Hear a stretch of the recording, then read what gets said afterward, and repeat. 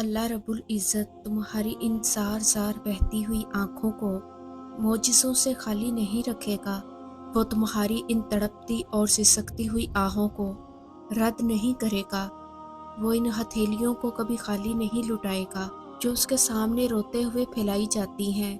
ये कभी नहीं हो सकता कि तुम अपने रेज़ा रेज़ा बिखरे वजूद को उसके दर पर लेकर जाओ और वो उसे मोहब्बत से समेटे ना।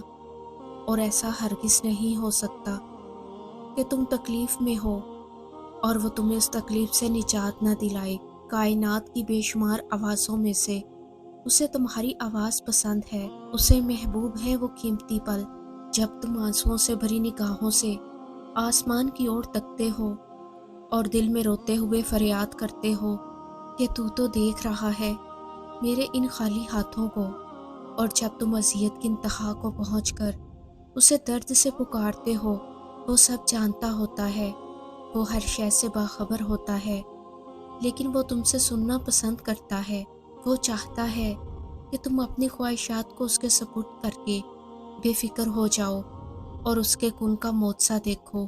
अगर उसने तुम्हें खाली हाथ ही लुटाना होता तो तुम्हें दुआ की तौफीक ही क्यों देता। अगर उसने इन आंसुओं की लाज न रखनी होती तो वो तुम्हें अपने दर पर बुलाता ही क्यों। और अगर उसने तुम्हें तड़पता हुआ ही छोड़ना होता तो फिर हर पल तुम्हारे साथ होने का दावा क्यों करता।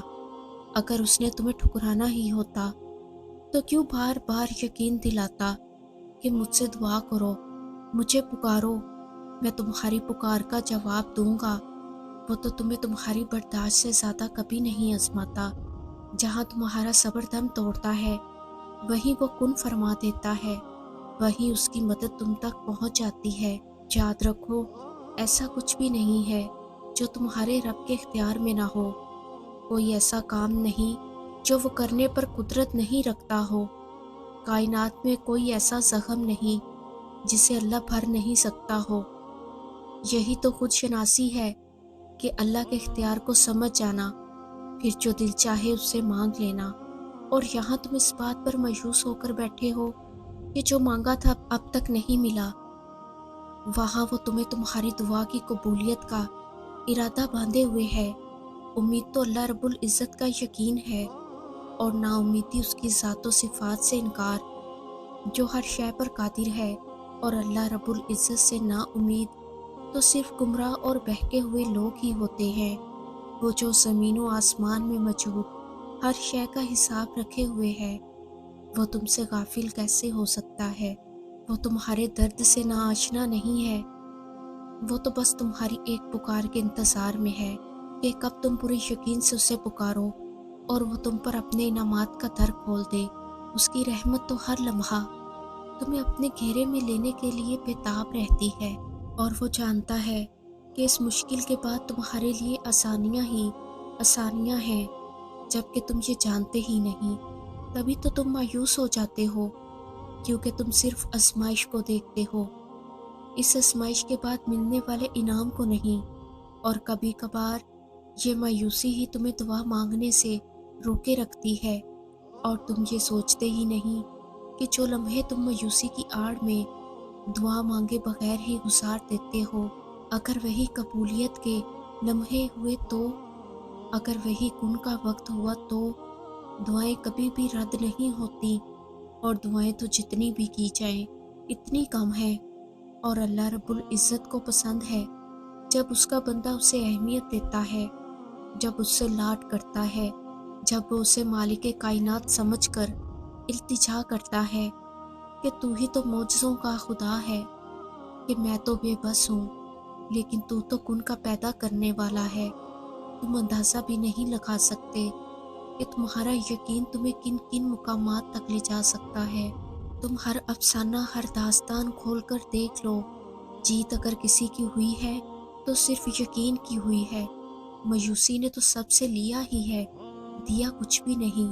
जबकि यकीन वालों के लिए तो समुंदर तक को दो हिस्सों में तकसीम कर दिया गया। यकीन हो तो अल्लाह रब्बुल इज़्ज़त तुम्हें वहाँ से भी गुजार लाता है जहाँ तुम सोचते हो कि अब कुछ नहीं हो सकता।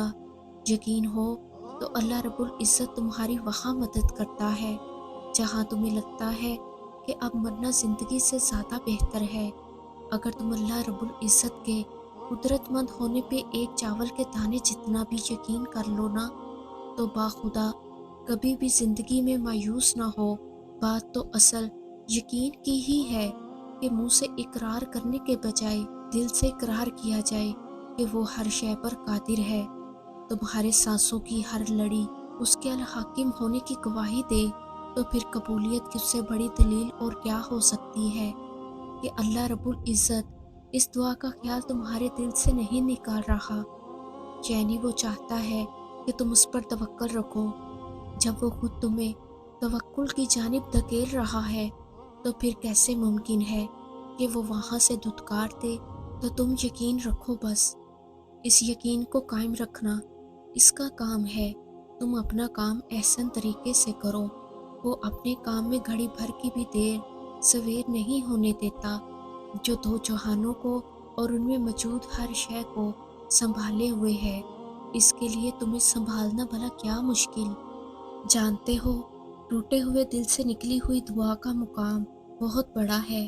جب انسان کرچیوں میں بکھر کے اللہ کے روبرو جائے نماز پر کھڑا ہوتا ہے، جب زبان لفظوں سے خالی ہو جاتی ہے، ایسے جیسے اس نے کبھی بولنا سیکھا ہی نہ ہو، جب دل تھک جاتا ہے، اتنا تھک جاتا ہے کہ سانس لینا بھی مشکل لگتی ہے، اس ایک لمحے میں دل جو بھی سوچتا ہے، جو بھی کہتا ہے، وہ ہر حال میں سچ ہو کر رہتا ہے۔ ہو سکتا ہے ابھی تمہیں یہ بات بہت بے معنی سی لگے، اور ہو سکتا ہے ابھی تمہیں یہ لگ رہا ہو کہ ایسا صرف کہانیوں میں ہوتا ہے، مگر یقین کرو، میں نے یہ ہوتے ہوئے دیکھا ہے۔